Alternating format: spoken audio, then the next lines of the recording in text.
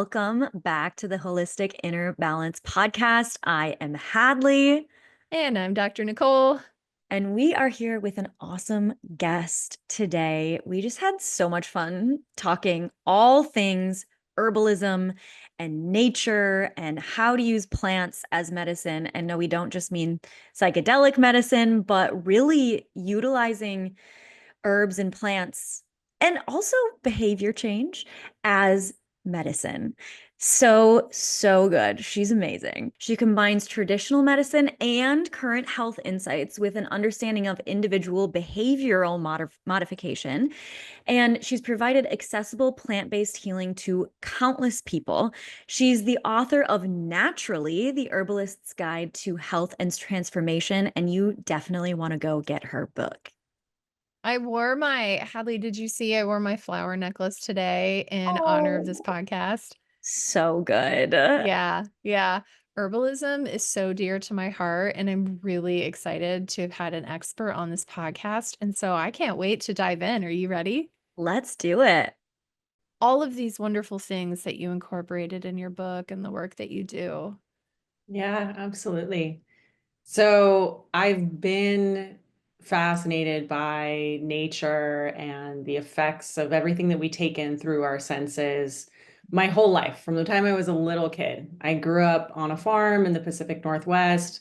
My parents worked in medicine. One was a, Western medicine practitioner, and that my dad and my mom was a functional health practitioner. And so I was exposed really early to concepts of health and nature and food as medicine and supplements and surgery and all these different things.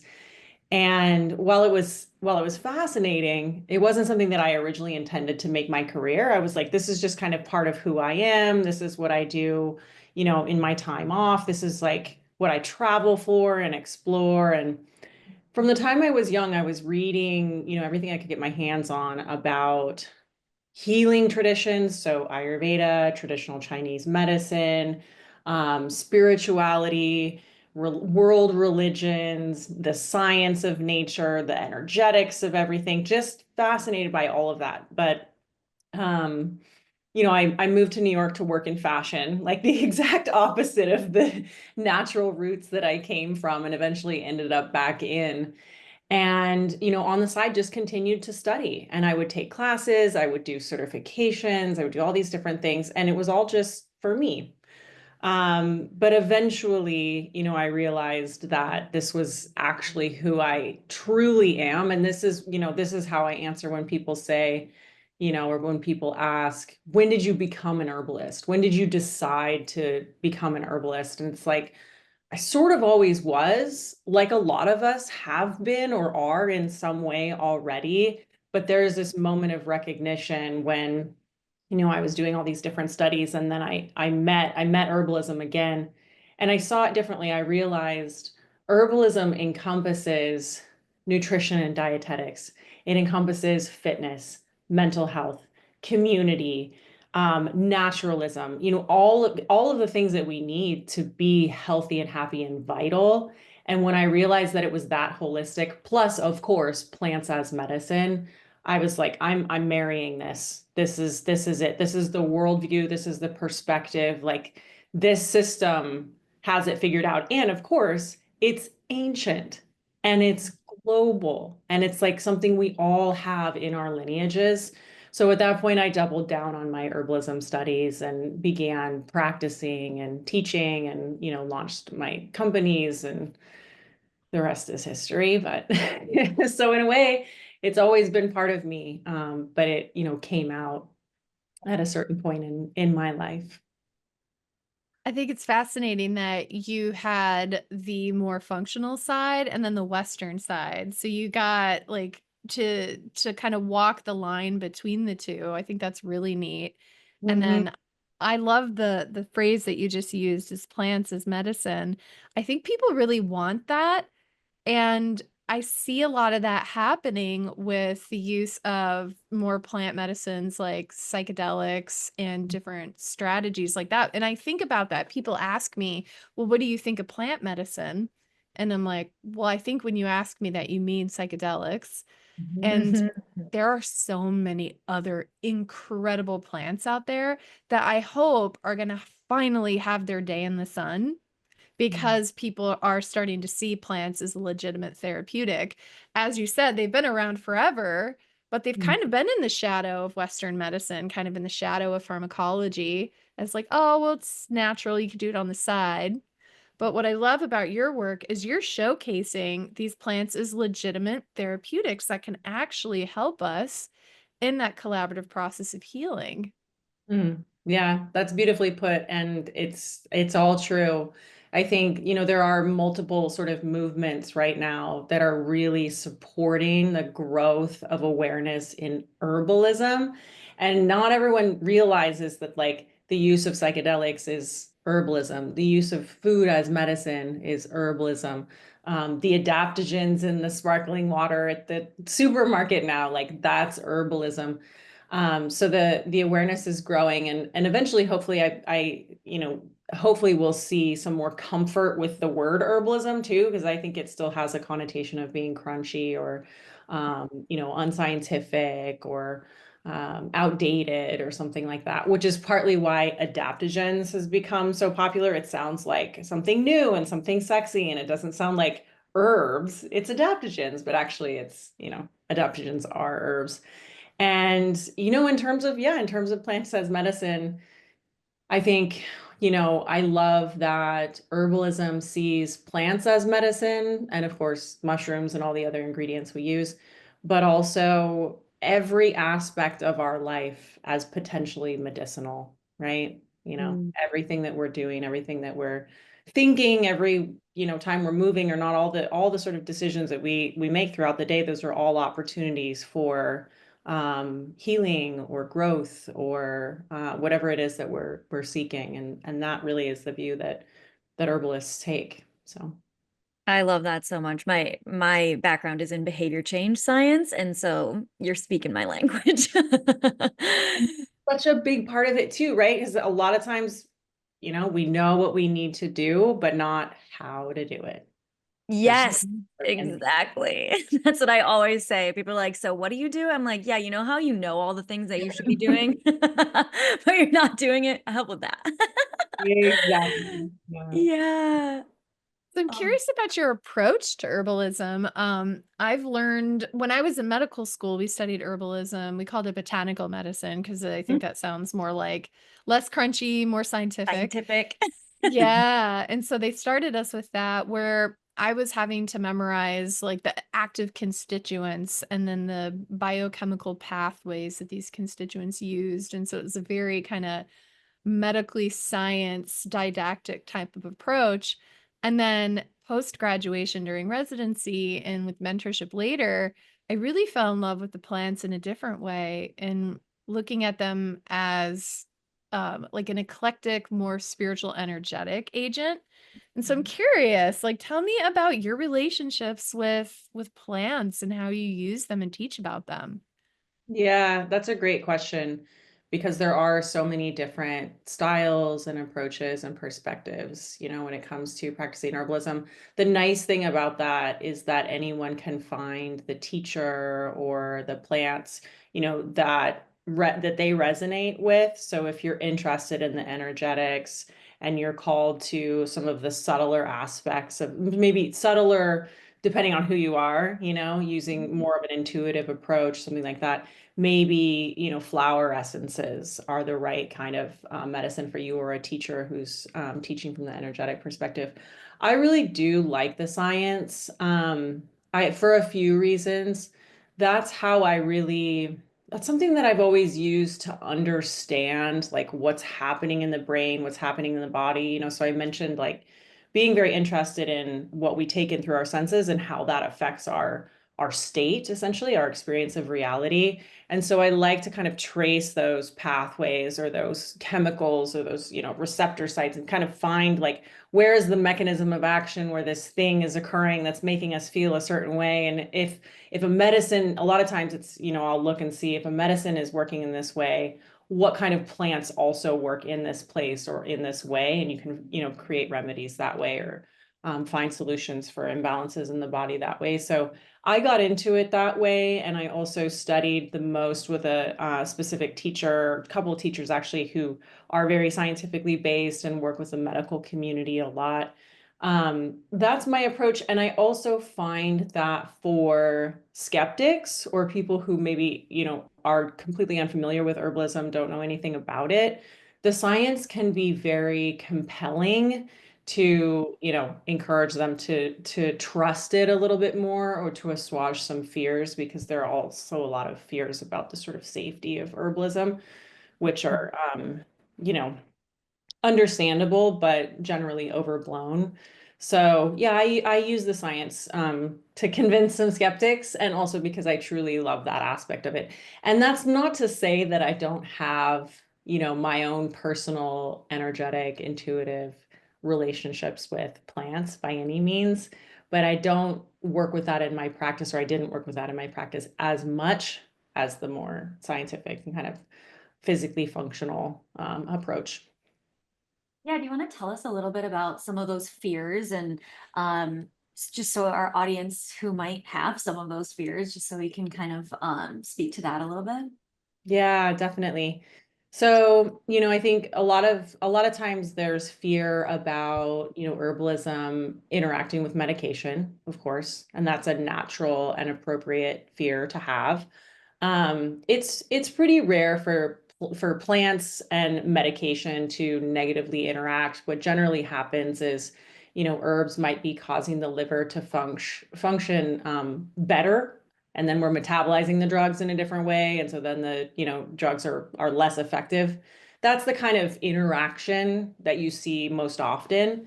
That said, anyone who's using prescription medication or birth control and wants to use herbs should definitely run that by their healthcare practitioner. That's always a great idea. Herbalists will also know about or any herb drug interactions. So if you're working with an herbalist, that's a safe, that's a conversation to have to ensure you're safely consuming. Otherwise, common question that I get is, number one, are they safe? Like, can I just start using herbs? Can I take these, pills or drink these teas? And of course, there are exceptions to every rule, but generally, yes, these are eating your vegetables. These are, using your spices in the kitchen. Herbs are the same as our food. They're the same as our spices. They're just, in different forms or formats or potencies. And when we're buying from, trusted brands, which I can talk more about if you'd like, then herbalists are creating these formulas to be safe, to be effective, to be something that you can take every day. If you take a multivitamin, you can take a multivitamin that's made from herbs. If you're taking, something for sleep, you can take something for sleep that's made from herbs. It can swap in for all these supplements, and we find that, or I find that, there's generally not a fear of like buying a multivitamin, and Yeah. taking that or buying vitamin C or whatever it is. Well, the vitamin C came from a plant, so we could eat or take the plant in a capsule or tincture form. So a lot of times these things that we're already taking or using are derived from plants already. Mhm. Um, the other fear that's common is about mixing herbs. Are they safe to combine, And historically, globally, traditionally, for, forever, herbs were almost always used in combinations, in formulas, not as singles. Singles are a generally Western, generally modern approach. So generally, herbs are better when they're combined because they improve the efficacy of each other. And a common example of that a lot of people are familiar with is turmeric and black pepper. I Black thought that might be what you're going to say. Yeah. And there are so many examples of that in herbalism. That's another reason to buy good quality products, because herbalists know, oh, if I put licorice in this formula, or if I put prickly ash in this formula, you will absorb the other herbs better, or the whole thing will work better to, you know, calm down the nervous system or whatever it's, designed to do. So generally mixing herbs is a great idea. And the worst kind of interactions you get there are like if you take a sedative and a stimulant at the same time, well, maybe you have calm energy, you know? I love this. So actually, let's get into some of the different categories or actions of herbs, because you just mentioned tropho-restoratives, sedatives, stimulants. And so can we learn a little bit about the different actions, the different kinds of herbs there are? Yeah, definitely. So that's such an important point, and that's why naturally is structured around the categories of herbs because if someone hasn't practiced herbalism before or is just entering into working with it, it sort of appears to be, thousands of herbs. Which ones do we need? How do we ever choose? And categories of herbs, break that down in a way that's much more accessible. So we categorize herbs based on their action, and that action is, the action they're taking on our bodies. So, for example, herbs that are beneficial for the nervous system are called nervines. Herbs that help us become more resilient to stress are called adaptogens. Herbs that improve memory, focus, and cognitive function are called nootropics. And in each of those categories, I can name a few more, but in each of those categories, we have a smaller group of herbs. And now all of a sudden, if I'm looking for a nervous system remedy, I'm not looking at 1,000 herbs. I'm looking at like a dozen or maybe 2 dozen. And all of those I can kind of find a formula that, contains a few of them, or maybe I know I like lavender, so I can work with that one and a couple others. So it really reduces the sort of the number of options when we're looking for remedies. So in terms of categories, we have nervines, adaptogens, nootropics. Sedatives are pretty obvious, they help us calm down, they help us sleep, and a lot of times we'll use sedatives also for treating panic attacks or any kind of, agitation on an acute basis. Bitters, I love bitters so much. Yes. Me too. Yes, they're my favorite. I wish bitters were as popular as adaptogens. What Yes. are Oh, I'm rooting for what are them. your two favorite bitters? I mean, I think gentian is so classic. Like, I love Hmm. gentian. And then, I mean, tough choice. Maybe like a citrus peel, we have chen pea or like dried tangerine peel, some kind of citrus peel. It can be orange or grapefruit or something like that because that's so palatable. Yeah, Bitter greens work as well too, like yeah. arugula or any kind of food that's bitter. mm. There's so I many. love mixing gentian with scutellaria and just doing a 50-50 blend in a tincture. Ah, beautiful. That's Yeah, great. it works so good. And it's lovely because it's not just taking the place of a PPI or Tums, that people are taking for stomach upset. It can actually retrain the body how to make its own digestive enzymes and its own acids, not only in the moment, but in the long term, it actually improves the health of the body, which that's amazing, right? Yes, I love that. And I love that herbs. You mentioned tropho restoratives earlier, and I was like, ah, that's a good that's a deep cut.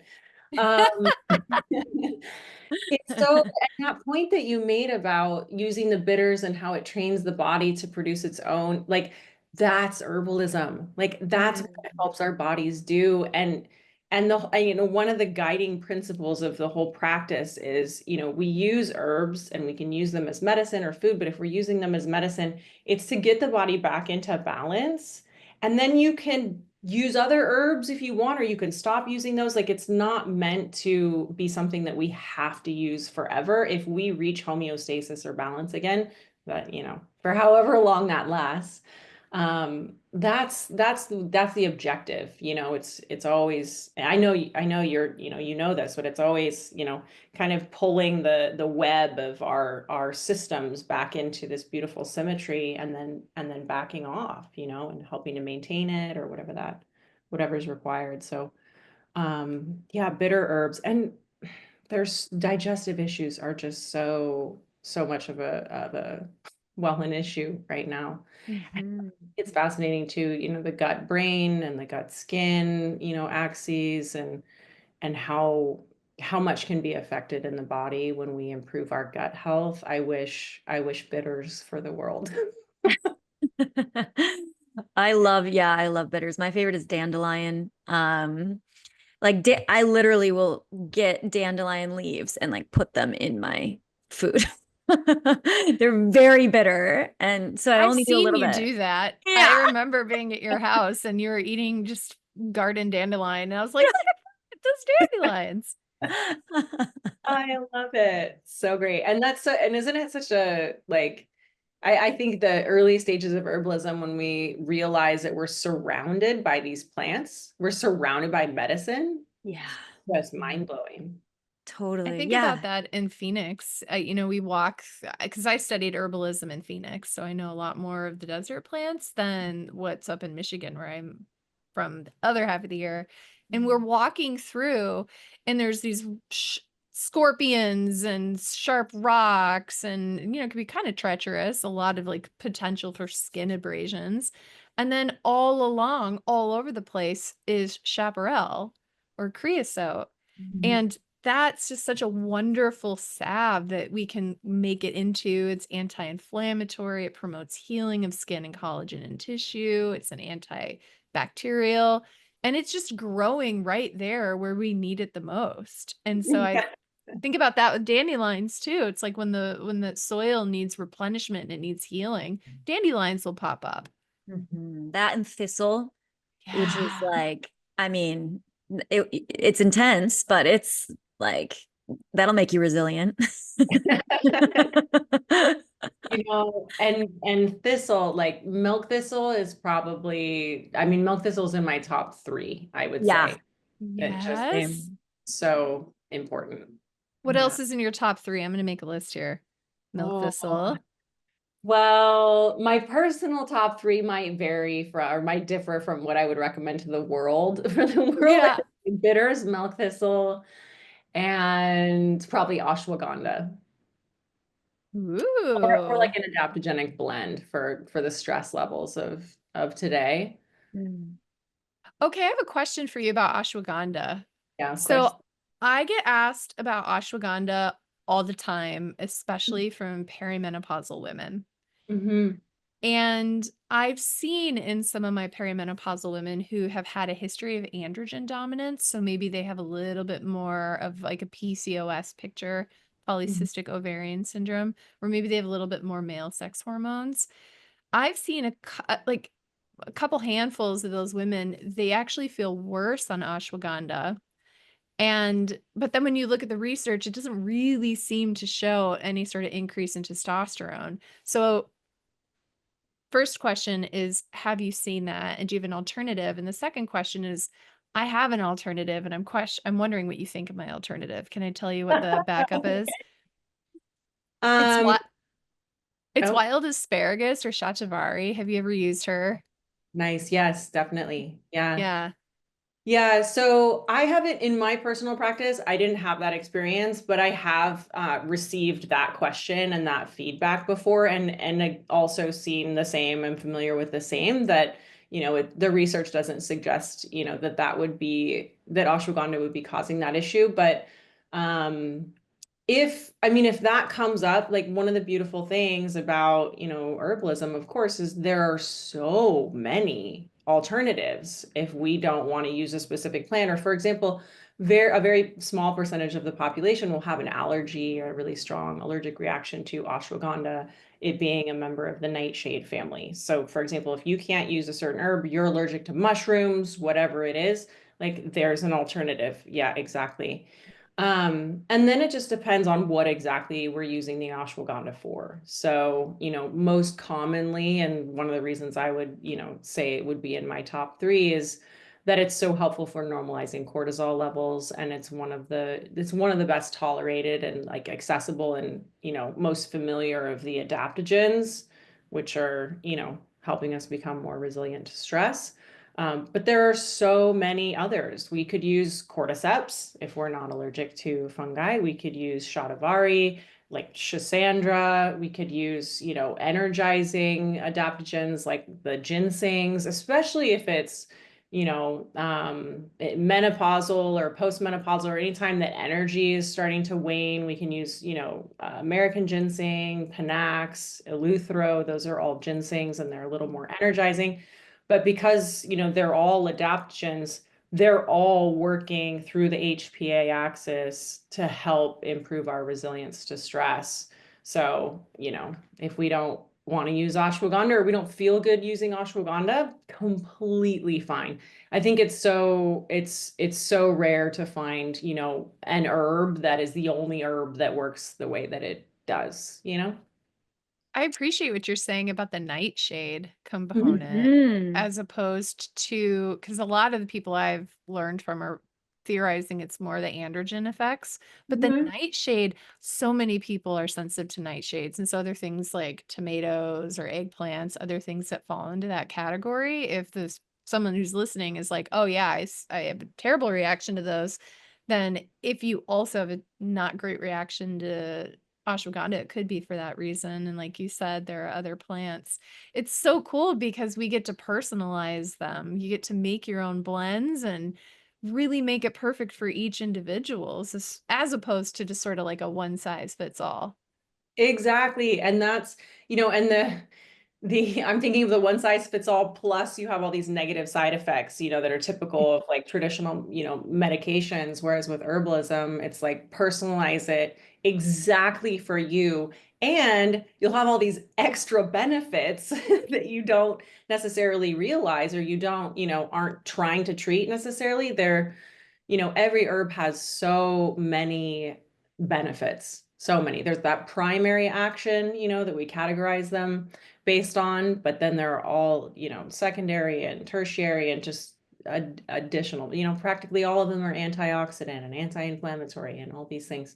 So it's a really, really beautiful way to use medicine, it's a special medicine for sure. Yeah, imagine having positive side effects. Like, side effects may include more energy, feeling more radiant. Better, like, yes, yes, I love it. So my question is then, how much do people really need to know about herbalism to really benefit from it? Like, how can people, without going to school for herbalism, like how can people really benefit from this knowledge? Yeah, thanks for asking that question. I really like to make sure that it's clear that nobody has to want to be an herbalist to practice herbalism. Nobody has to go to school for it. You don't have to know, more than you want to know. So, you know, some people want to know. Some people want to make their own medicines and forage and garden and all of these things, and that's great. And they will learn. For anyone else, it can be a matter of, working with meaning buying a good quality herbal product and committing to using it for 30 days or 60 days, or setting up an appointment with an herbalist and letting them give you a recommendation for your health and then following that recommendation. It could be choosing one plant and getting to know that plant. That's really how I began in terms of learning the herbs, the sort of canon of all of these different plants was, one plant, if that calls you. So there are all these different ways. Otherwise, it's, I'm going to buy a great tincture for my energy levels in the afternoon and I'm going to use it and see how it makes me feel. And then occasionally maybe I'll read the back of the bottle, see what herbs are in there. Maybe one will, spark my interest and I'll want to learn a little bit more. I think what happens is when we just like just tiptoe, like dip a toe into this world and see or feel, notice the effects, it just opens up. And I find that, like with anything else, it pulls us in if it, because it makes us feel better, because it changed our day or changed our week or something like that. It's very captivating. But to answer your question, you don't need to know much. There are a lot of great herbalists and great companies out there producing very high quality herbal products right now, and we can trust them if we don't want to do that work. We don't have the time to do that work on our own. Yeah. So how do people decide which companies are reputable, able to be trusted? Yeah, it's a great question. So I like to look and see how old the company is. I like to see if there are herbalists who are owners of the company, founded the company, are doing the product formulations, anything like that. That'll all be clearly listed on their website. Some of my favorite herbal companies are 40 years old, 50 years old. They're growing most of their plants. They're, producing these tinctures, and you can find them, on the internet. You can find them in grocery stores. You can find them at health food stores. Look and see if they have, organic, wild crafted, sustainably harvested. Do they have any certifications or, studies or proof of basically the contents of the product? So this, we're selling this herb and it's actually confirmed that it's this herb, because a lot of times when we're buying cheap products, they will be contaminated or adulterated, something like that. So that brings me to one point worth mentioning, which is, I like to recommend that people sort of use the same criteria to evaluate herbal products that they would apply to their food. So if Mm. organic is super important to you, buy organic herbal products.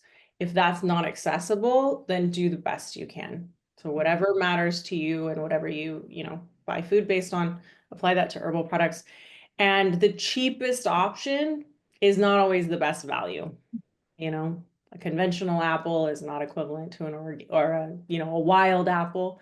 So if we have access to the wild apple, we should eat that one. If we have access to the wild, crafted herbal products, those are going to be the best. But do the best you can is what I would say. Is that I'm going to helpful? emphasize something you're Yeah. saying. I think it's really, really important is that not all brands and not all herbs are created equal. And so we think about the life process of a plant where, it starts at the root and then it sends energy up the stem. It grows some leaves, sending energy to the leaves, and then it grows the petals and the flower. And so if, for example, we're harvesting kava Mhm. kava, Hypermethysticum, this wonderful plant whose roots have kava lactones, these constituents that can calm anxiety, is that we want to make sure that the kava that we buy has been harvested, that the roots have been harvested before it goes to flower, because it's going to be sending so much of that goodness in order to flower. And then conversely, if you're trying to get chamomile, you don't want to harvest chamomile after it's been flowering and it's going to seed. You won't want to harvest chamomile before it's flowering, because the part we're often using are the flowers. So when a company is harvesting, manufacturing these products, is it going to be medicinally potent? Is it going to be pure? Is it Mhm. going to be wild crafted? Which I actually would love for you to expand on that a little bit, about how we're taking care of our plants in terms of the natural resource, because I don't know if a lot of people are familiar with that process. Yeah, definitely. I mean, you raise a good point, prior to the question too, which is, again, companies or makers, it can even be individuals who know what they're doing, are crafting herbal products that are so much higher quality because, like you said, they know the parts of the plant to use and the time of year and even the time of day to harvest. So that's very Mm. important. And kava is a great example because kava has an unfortunate history of, you know, be a tarnished reputation due to producers, using incorrect parts of the plant or extracting with certain methods that made it unsafe. And in terms of wild crafting, so sometimes, herbs will be cultivated, right? Grown, in a farm or in a specific system. It's very common. It's very common, especially for plants that are at risk. But some companies or some makers have the ability to go out and essentially forage their plants and use, wild crafted botanicals, which is, the pinnacle of medicinal value. It's just such a beautiful thing. But as with all things that we're harvesting from the wild, there are ways to do it that are sustainable. For example, harvesting the right parts of the plant at the right time of year, not taking all of the plants. And there are ways to do it that are unsustainable and that have led to overharvesting and, creating species that are at risk too. So I think, as with everything, it's like wildcrafted is ideal, but we want to make sure that it's, wildcrafted by somebody who understands, or by an organization who understands, that it's done so sustainably. So yeah.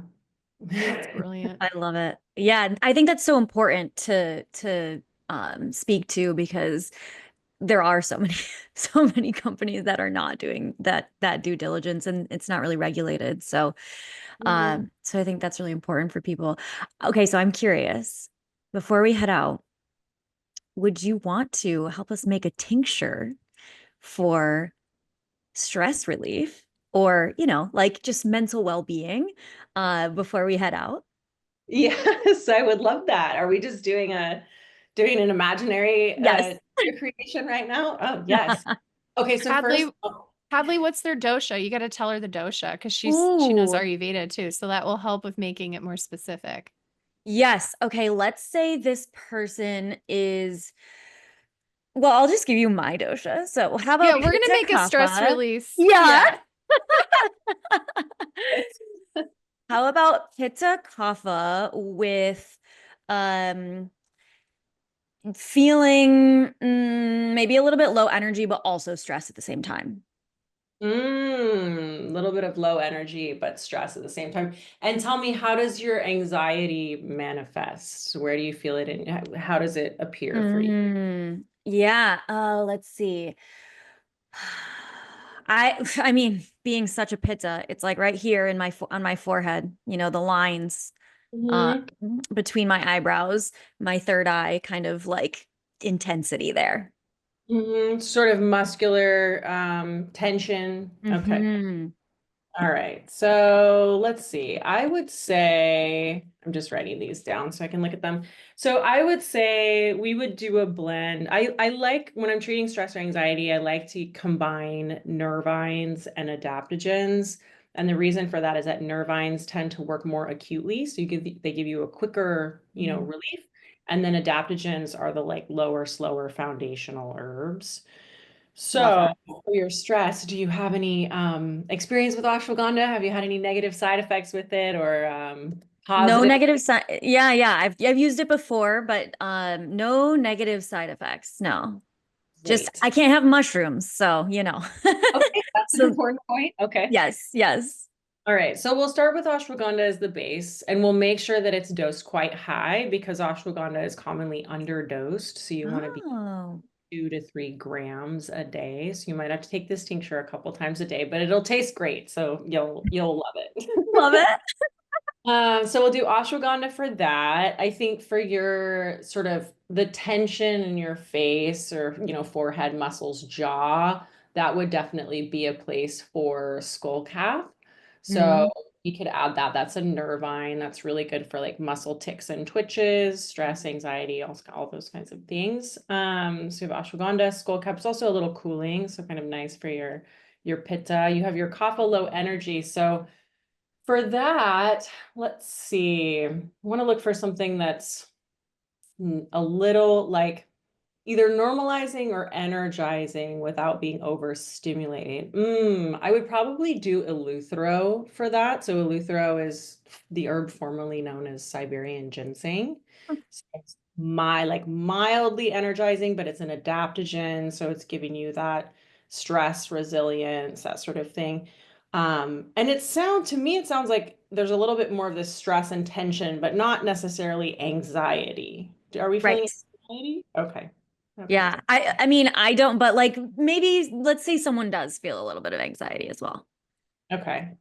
For that, yeah, because I feel like I want to add one more herb for you here. Uh, Yeah. Gold Like cap a ash- driver. Mm, like a driver, and then maybe one more nervine for the anxiety. So we could do. Hmm, I think licorice should probably be a little bit too stimulating. So maybe we just add like prickly ash. Prickly ash is, one of those bio enhancers, like black pepper helps you absorb everything. And I feel like I I'm getting lavender. I don't know. I might just be partial to Ooh. that plant, but I feel like let's do lavender for the anxiety. Lavender is, the plant for peace. Yeah. So not sedative, you get some nootropic effects from it, calming, yeah, peaceful. And I do feel a little bit energized from lavender when I Yeah, smell lavender. I feel like a calm energy. So, yeah, like refreshing. Ooh. yeah, Okay, so that's our formula. So we have love it.